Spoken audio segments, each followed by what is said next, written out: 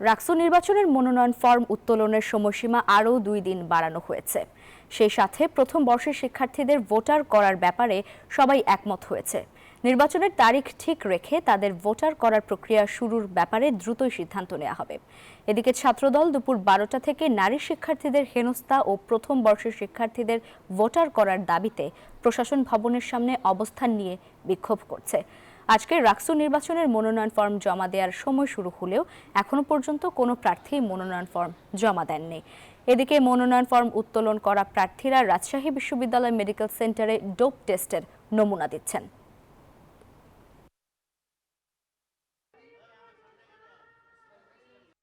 আমাদের আন্দোলন ছিল তো প্রশাসনের বিপক্ষে, আপনারা শিক্ষার্থীদের বিপক্ষে গিয়ে কেন আমাদের পুরো হামলা করলেন? আপনাদের উদ্দেশ্যটা কি? কোনোভাবেই রাকসুতে কোনো অপসংস্কৃতি এখানে থাকবে না। ছাত্রদলের পক্ষ থেকে দায়িত্বশীল জায়গা থেকে আমরা রাকসুকে উচ্চমুখর এবং সুশৃঙ্খল করার দায়িত্ব ছাত্রদলের। গতকাল যেহেতু কিছু অনাকাঙ্ক্ষিত ঘটনা ঘটেছে, এই সংক্রান্ত বিষয়ে নির্বাচন কমিশন তার বিধিমালা পরিপন্থী কিছু কার্যক্রম হলেও খুব ক্ষমাসুন্দর দৃষ্টিতে এটা দেখছে যে শিক্ষার্থীদের মধ্যে কিছু ভুল বোঝাবুঝি হয়েছে, এটা যেন ভবিষ্যতে না হয়।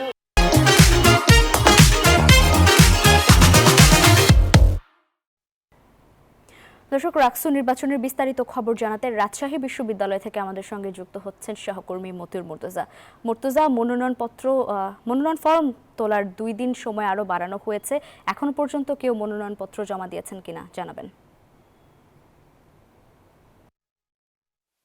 ছাত্রদল রাকসু নির্বাচনে প্রথম বর্ষের শিক্ষার্থীদের ভোটার করার দাবি এবং নারী শিক্ষার্থীদের লাঞ্ছিত করার প্রতিবাদে দ্বিতীয় দিনের মতো আন্দোলন করছে। তারা দুপুর 12:30 থেকে বিশ্ববিদ্যালয়ের প্রশাসন ভবনের সামনে অবস্থান নিয়ে বিক্ষোভ কর্মসূচি অব্যাহত রেখেছে। এদিকে রাকসু নির্বাচনের মনোনয়ন ফর্ম বিতরণের সময়সীমা ছিল গতকালকে শেষ হওয়ার কথা ছিল, কিন্তু আজকে পুনরায় রাকসু নির্বাচন কমিশন মনোনয়ন ফর্ম বিতরণের সময়সীমা আরও 2 দিন বর্ধিত করেছে। তারা বলছে যে প্রথম বর্ষে যারা শিক্ষার্থী রয়েছে তাদের ভোটার করার বিষয়ে বিভিন্ন রাজনৈতিক সংগঠন সহ স্বতন্ত্র প্রার্থীরা রয়েছেন, তারা সবাই একমত পোষণ করায় প্রথম বর্ষের শিক্ষার্থীদের ভোটার করার বিষয়ে দ্রুত সিদ্ধান্ত নেবেন। ঠিক কিভাবে কোন প্রক্রিয়ায় প্রথম বর্ষের শিক্ষার্থীদের ভোটার করা যায় সেটি তারা ভেবে দেখবেন। তবে নির্বাচনের তারিখ অপরিবর্তিত রাখবেন বলে কিন্তু তারা জানিয়েছেন। 25শে সেপ্টেম্বর যে নির্বাচনের তারিখ রয়েছে সেদিনে নির্বাচন সম্পন্ন হবে বলে প্রধান নির্বাচনের কমিশন আমাদেরকে জানিয়েছেন। আর গতকালকে থেকে আমরা দেখেছি যে ছাত্রদল এর সাথে ছাত্র শিবির এবং স্বতন্ত্র প্রার্থীদের একটু উত্তেজনাকর পরিস্থিতি তৈরি হয়েছিল, সেখানে হাতাহাতি হয়, পরে ক্যাম্পাস উত্তপ্ত হয়ে ওঠে। তবে কিন্তু রাত্রে পরিস্থিতি শান্ত হয়।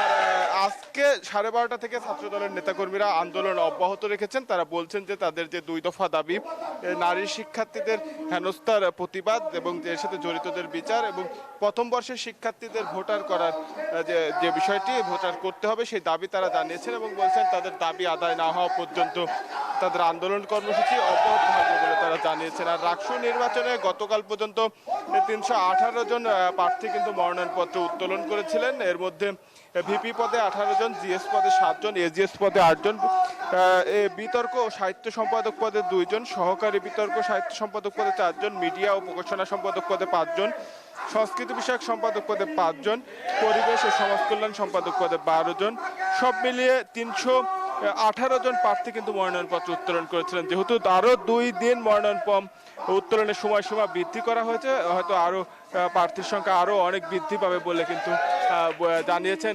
শিক্ষার্থী সহ স্বতন্ত্র প্রার্থী এবং রাজনৈতিক দলের নেতাকর্মীরা। এদিকে বেশ কয়েকটি প্যানেল কিন্তু মনোনয়নপত্র উত্তোলন করেছেন। এর মধ্যে গণতান্ত্রিক ছাত্রজোট 28টি, ছাত্রদল 28টি, শিবির 31টি, ছাত্র অধিকার পরিষদ ও উত্তরণ সাহিত্য সংসদ 26টি, আধিপত্য বিরোধী ঐক্য 26টি, অপরাজয় 14টি এবং সচেতন শিক্ষার্থীরা তাদের প্যানেলে 15টি মনোনয়ন ফর্ম উত্তোলন করেছেন। এর পাশাপাশি হল সংসদ রয়েছে, সেখানেও শিক্ষার্থীরা মনোনয়নপত্র উত্তোলন করেছেন। আর আজকে সকাল থেকেই কিন্তু ডোপ টেস্ট শুরু হয়েছে। যারা প্রার্থী রয়েছেন তারা ডোপ টেস্ট করাচ্ছেন এবং ডোপ টেস্টে চূড়ান্ত হলেই কিন্তু প্রার্থী তালিকায় অন্তর্ভুক্ত হতে পারবেন বলে জানিয়েছেন।